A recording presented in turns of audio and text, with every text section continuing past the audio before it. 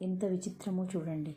నవ్వుతూ ఉండే వారి దగ్గర నగదు ఉండదు, నగదు ఉన్న వారి దగ్గర నవ్వు ఉండదు. నువ్వు ఎన్ని సినిమాలు చూసినా నాన్నకు మించిన గొప్ప హీరో కనిపించడు, ఎన్ని గుళ్ళు తిరిగినా అమ్మకు మించిన దైవం కనిపించదు. వెలుగున్నంతసేపు దీపం మనకు కనిపిస్తుంది అనుకుంటాం. నిజానికి దీపం వెలుగులోనే మనం ఇతరులకు కనిపిస్తాం. మంచితనం దీపం లాంటిది. అది మనలో ఉన్నంత వరకే మనం ఎవరికైనా కనిపించేది. నిజం, అబద్ధం. నిజం చెప్పేటప్పుడు దానంత బరువైంది ఏదీ ఉండదు, చెప్పాక దానంత తేలికైంది ఏదీ ఉండదు.